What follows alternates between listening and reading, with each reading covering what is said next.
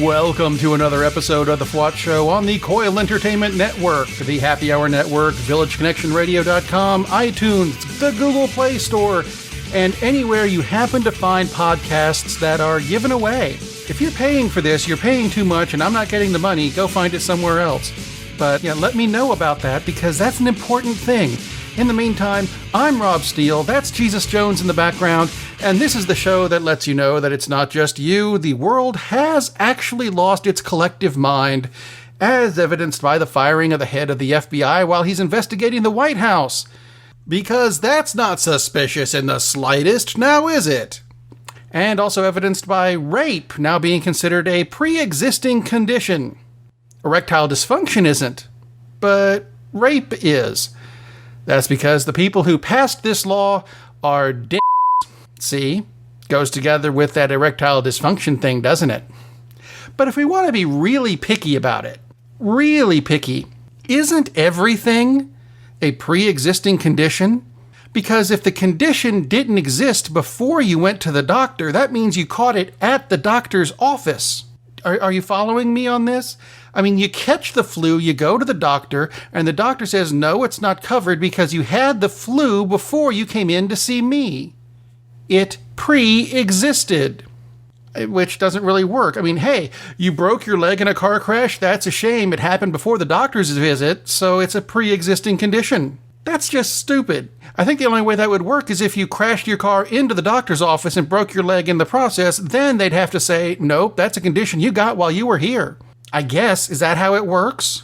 You could always take the thoughts of Idaho Representative Raul Labrador, I didn't name him, who said this past week that nobody dies because they don't have access to health care. That's a quote. And it's a stupid one because, yeah, if people had health care, they wouldn't die as much. That's what health care is for, dumbass.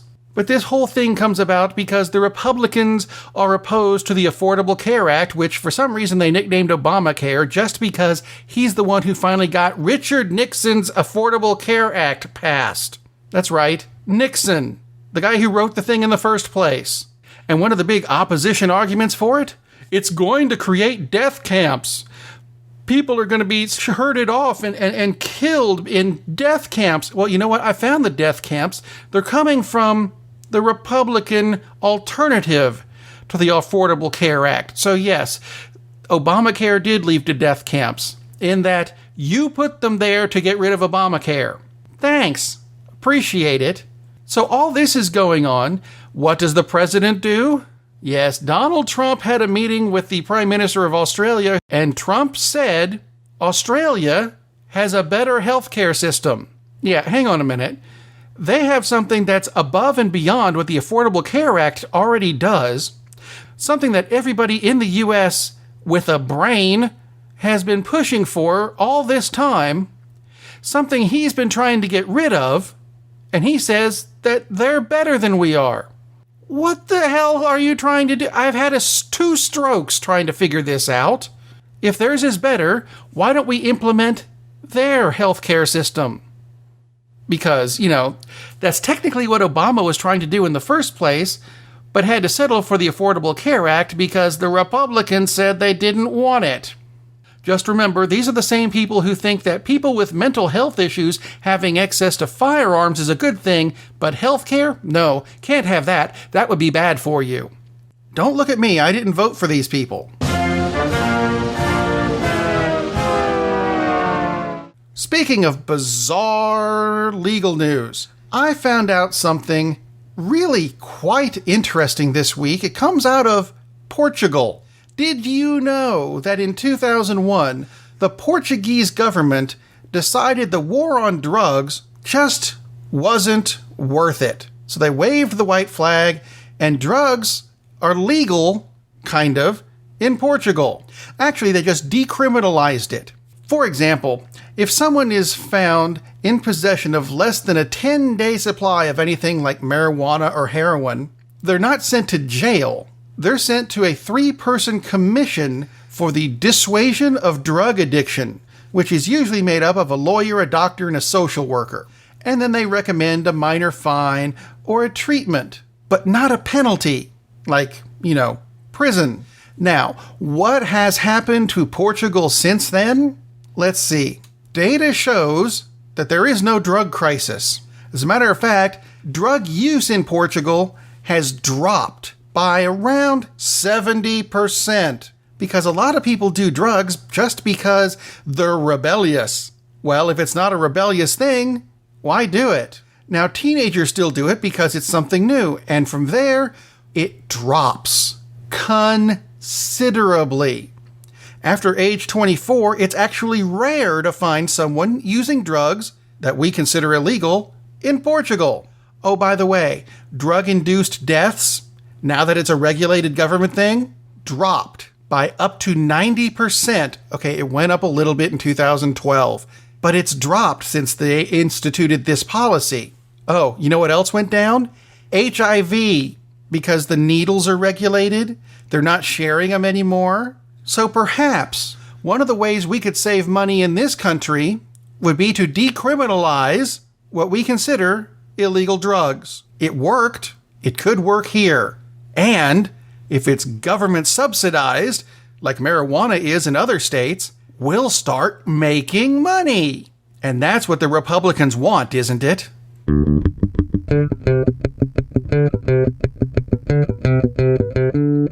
And now for some state news that makes no sense. Tennessee has decided to put forward a couple of bills, one in the House by Republican John Ragan, I'm mispronouncing his name on purpose, I hope, called HB 33, and a Senate version by Janice Bowling, SB 30. It's called the LGBT erasure bill. One of the main things in this is that it makes sure that anyone who wants to adopt a child that's in a couple must have the words husband and wife or mother and father included in the relationship. Therefore, 2 husbands or 2 wives? No adoptions for you. Really? Really, no adoptions? And the reasoning behind this is, please? Is there some? Yes, they say that same-sex couples are not going to be as happy a household as heterosexual couples. And I'm not exactly sure where they get that idea from. Same-sex couples are called gay. How much happier do you want them to be? And the children. Living in an orphanage is better than living with a gay... No, it isn't. It's a damn stupid law, and if you live in Tennessee and have the opportunity to vote this down, do it. Other stupid state news includes Wisconsin, who had a voter ID law implemented before the last election, which disallowed 200,000 plus people from voting in the presidential election of 2016, a state that Donald Trump won by 20,000 votes. Could that be the big difference? And could that law have gone into effect after the major election? Because I'll have to admit, I don't mind the idea of having to have an ID to vote. To me, it kind of makes sense. But at the same time, if you're going to make sure that your African American constituents and Democrats, who are for some reason separate categories, I don't quite get that, if those are different groups that you're not going to let get an ID and then you have to have an ID to vote, then that should be illegal. And somebody should be looking into this because it's screwed up our country. Thank you. Speaking of screwing up our country, the ACLU, which is the American Civil Liberties Union, for those of you who are acronymically impaired, they have issued a warning for people traveling to Texas because Texas Governor Greg Abbott signed into law SB 4, which gets rid of sanctuary cities in Texas, meaning if you look like you might have been born in another country, they can deport you because you look funny to them, not to me. Is this a good idea? Abso-absolutely not. So unless you're white, stay out of Texas. I'm not going to Texas and I'm just beige, so there. While we're at it, Texas is somewhat close to Arkansas, right? It's next to Tennessee anyway. So yeah, between Texas and Tennessee is Arkansas, which means I can go ahead and tell you about a tweet from Mike Huckabee, where he went ahead and made an ass of himself again. The tweet was, quote, CNN now stands for Cardiac Care Network because people are having heart attacks over Trump doing what Dems once demanded, firing Comey. There's a couple issues with that. Some of it I'll get into later, but my main problem with this is CNN cannot stand for Cardiac Care Network because that would be CCN. Look, a U.S. governor who is acronymically impaired. Who knew? Bit of world news because the United States is not the only country on the planet, although I actually think the United States is actually just 50 separate countries, because we're not united on a damn thing anymore. I digress. Good news from Nigeria. Boko Haram, you remember them, the terrorist group that kidnaps women? They released 82 women this past week. I have very little else to go with it, but that's good news. We should have more good news like that. How about this for good news, if you happen to like the actor Stephen Fry? Out of the Irish news, Stephen Fry was apparently going to be probed, as in investigated, because he made a comment that some people considered blasphemous. So there is going to be a blasphemy probe into Stephen Fry. I can think of all sorts of jokes that go with that, and I'm going to leave them to you to figure that out.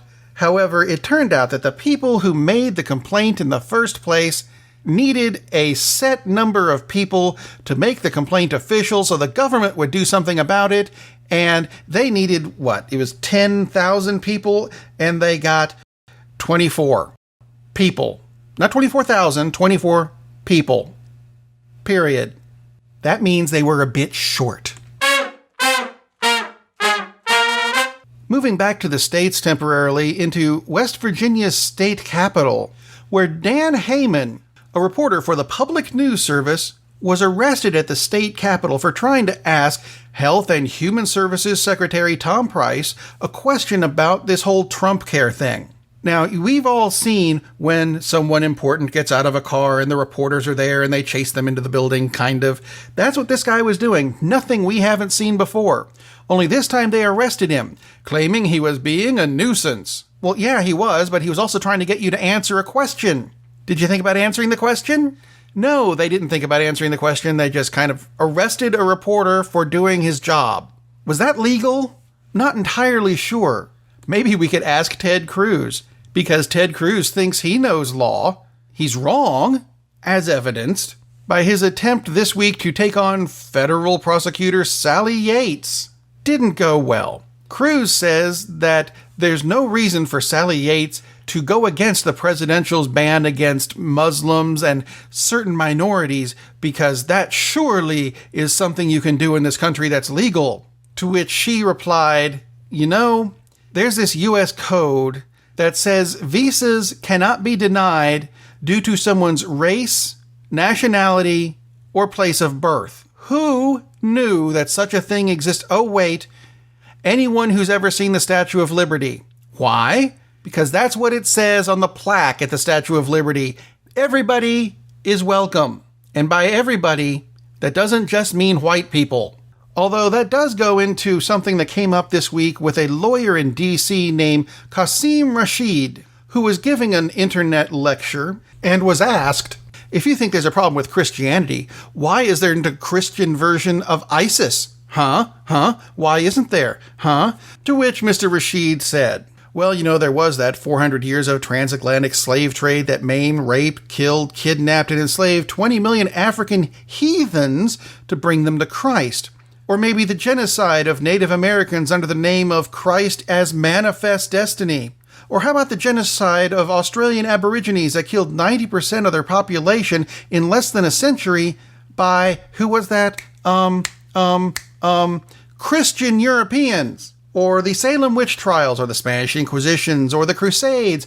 And folks, there's a list that goes on and on and on. So if you think that there is no version of a Christian ISIS, I suggest you pick up a history book. Now available at your local library. Get them now while they're still open. Yeah, Trump's still trying to close them. interesting publishing news that came out last week but was very quiet to the point that I didn't find it until this week. Last Thursday, Tate Publishing Enterprises said they were going to resume operations. Now, this struck me as odd. Why did they stop operations in the first place? Well, it turns out that Richard Tate, the firm's founder, and his son Ryan Tate, the CEO, were arrested Thursday morning on 8 felony charges and 1 misdemeanor charge filed by Oklahoma's Attorney General that accused them of embezzlement, extortion, and racketeering. Now, I found this interesting because I write a lot of stuff, and I have gotten stuff from Tate Publishing that says, hey, publish with us. Guess what? I'm not gonna. If you publish with Tate Publishing, I'd check this out and look into this a bit more. And if you just happen to write, let's say, short stories or something, I'm going to recommend another program on the Coil Entertainment Network called the 2 Pages Project. It's another show I do where I collect short stories and turn them into not just ebooks, but audiobooks available on the 2 Pages Project podcast. Say that 3 times real quick. That's available at 2pagesproject.com, where the rules for everything are listed. There's not that many, don't panic. And you can also find the shows on the Coil Entertainment Network website, coil.us. That's C-O-Y-L. And while you're there, don't forget to check out the FWOT Show website, thefwotshow.com, which now has a new section, the FWOT Shop. Yeah, that's right. You can now get from the FWOT Shop t-shirts and coffee mugs with the FWOT logo and witty sayings, because they're fun. And who doesn't need t-shirts and coffee mugs? Everybody needs t-shirts and coffee mugs. But while you're at the website, go ahead and subscribe to the show on iTunes or through the Google Play Store or wherever you happen to find podcasts. And if you have any questions about the show, contact me through Facebook or Twitter. There's links right there. Or contact me through email, rob@thefwotshow.com. And I would like to thank Jesus Jones for doing a spectacular theme song, which is what you're listening to in the background right now. It's a great song, and I will try to get permission to put the actual song on the show at some point. But in the meantime, I'm going to leave you with this. It's a dual quote of the week. The first quote comes from somebody by the name of Edward Snowden. You remember him? And the quote has to do with the firing of FBI Director James Comey. Snowden said, and I'll quote, "This FBI director has sought for years to jail me on account of my political activities. If I can oppose his firing, so can you." By the way, he was fired because I found some stuff from Fox News that said he resigned. Oh look, fake news. Who knew? Except everybody. But I think the most spectacular quote of the week comes from a little unidentified girl of African American descent who actually got to meet Donald Trump this week. Here's what she said. I did not alter that in the slightest. You are a disgrace to the world. Aren't kids magnificent? I think I'm going to go buy mine some more ice cream because it's good for them. Kind of, sort of. Okay, it shuts them up. That's what I meant. Anyway, have a good weekend, everybody. Be safe, because remember, it's getting really weird out there.